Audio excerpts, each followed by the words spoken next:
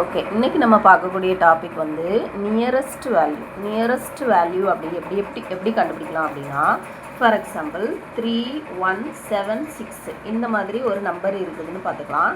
இப்போ இதுக்கு வந்து நம்ம நியரஸ்ட் வேல்யூ கண்டுபிடிக்கணும்.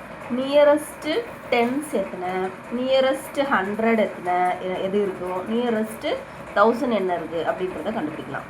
இது வந்து 1s 10s 100 அதுக்கப்புறம் 1000. ஓகேங்களா?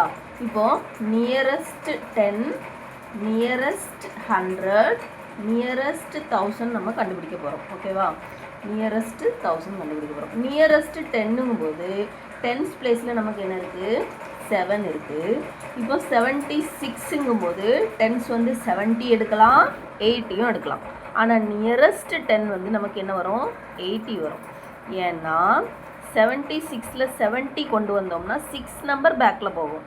ஆனால் 80க்கு பாருங்கள் 4 நம்பர்ஸ் தான் வரும். அப்போ நியரஸ்ட் 10 நமக்கு என்னது தான், 80 தான் வரும். அதே மாதிரி நியரஸ்ட் 100 பாருங்கள், 100s பிளேஸில் 1 இருக்குது. அப்போது 100 இல்லைன்னா 200 இருக்கும், எடுத்துக்கலாம். இப்போது நமக்கு எது நியரஸ்ட் 100 வரும், 200 தான் வரும். ஏன்னா 100 போனீங்கன்னா 76 நம்பர் பேக்கில் போனோம். ஆனால் 200னா கம்மியாக தான் வரும். எவ்வளோ வரும், ஒரு 24 மட்டும் தான் வரும். அப்போது நியரஸ்ட் 100 என்ன, 200. அடுத்து நியரஸ்ட் 1000. நியரஸ்ட் 1000ங்கும் போது 1000ஓட பிளேஸில் 3 இருக்குது. 3000 இல்லைனா 4000 அப்படி தானே.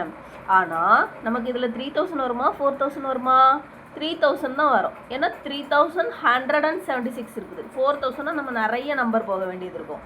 அதனால் நியரஸ்ட் 1000 என்னது தான், 3000. இப்படி தான் என்ன பண்ணணும், நியரஸ்ட் வேல்யூஸ் கண்டுபிடிக்கணும். Nearest 10, nearest 100, nearest 1000. ஓகேவா?